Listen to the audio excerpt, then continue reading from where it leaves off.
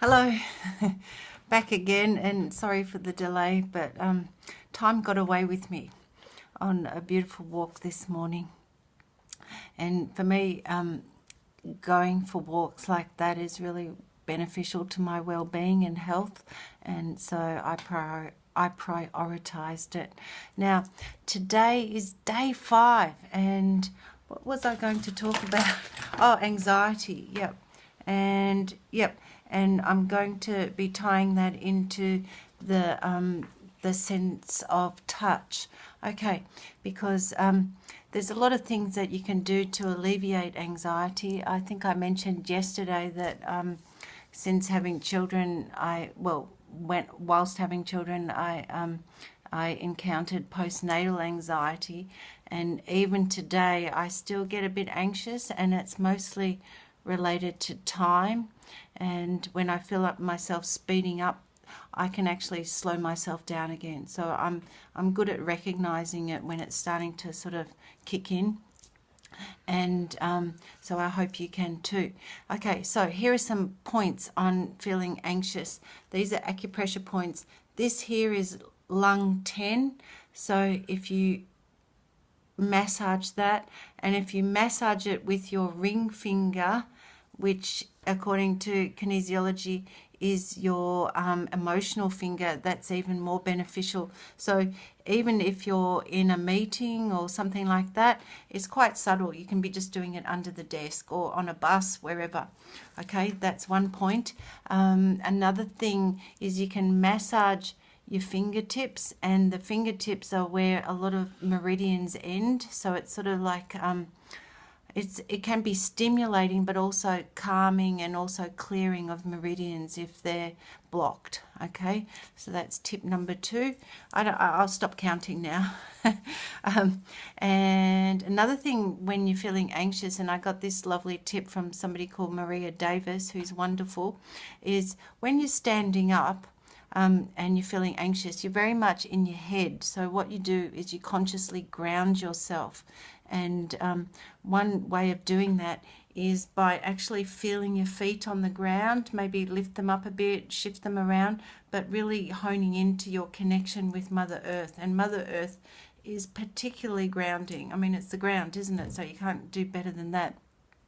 Another thing you can do if you're seated in a chair or standing is actually imagining a root going out from your root chakra, and your root chakra is on your perineum or between your ankles, your feet, and just imagine your body sending forth roots like a tree into the earth.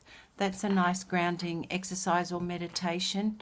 Another thing is just to be mindful of your breath, and a really good breathing meditation is breathe in for a count of 4, hold it for a count of 4, let it go for a count of 4, and hold it for a count of 4.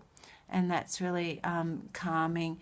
And also another tip is if you take a small in-breath and a longer exhale, that's really calming for your nervous system. And one final thing is that today in my homework for the Initiate program run by Ricky Jane Adams, whose live I shared yesterday, poor network connection. Okay, oh well, I hope you're still getting this. My network's on. Maybe I'm still on data. I don't know. Well, I'll be quick. The difference between joy and happiness. I was really glad to read this definition. Joy is our birthright, and it's something that bubbles up from inside of us. And it doesn't really matter what's happening externally, we can still maintain our joy. So you get a parking ticket, but you've got this irrepressible joy, and the parking ticket can't rob you of that.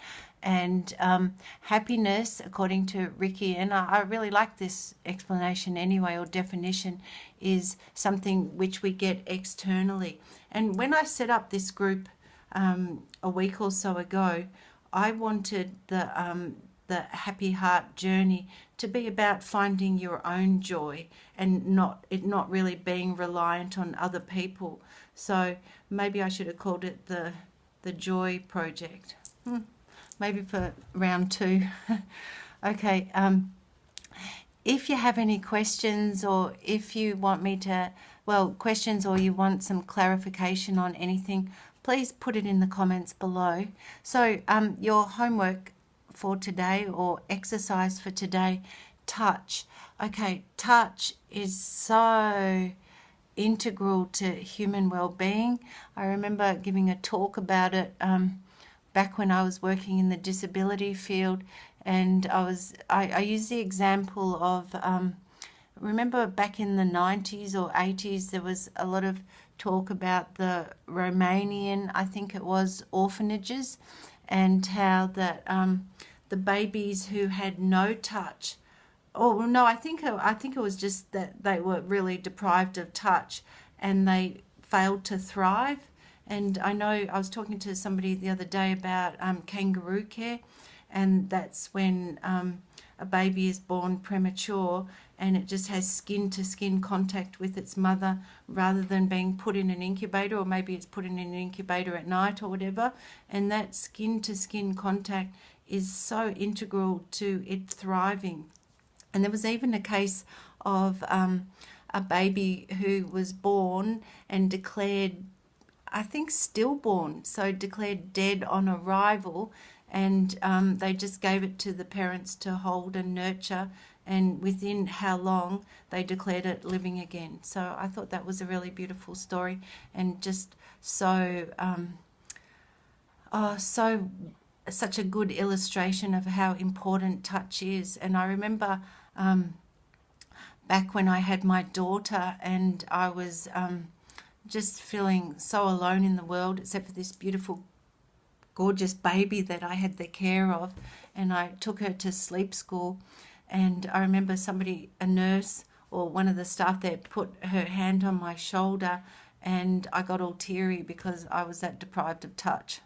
I mean, I was obviously nursing my baby, but nobody was nursing me, or not nursing me, but yeah. And so today, do something revolving around the sense of touch. So, you know, stroke your cat, stroke your dog, get a massage, touch some fabric that you really like. I was with my partner the other day, and he had really nice jeans on, and it was that brushed cotton, and I said, God, that feels good to touch. He thought it was a bit odd, but never mind. Okay, so just really enjoyed the sense of touch today. And maybe comment below what your favourite touch is. At the moment, mine is definitely patting our 9-week-old puppy, because she's so soft and so cute. Okay, bye from me.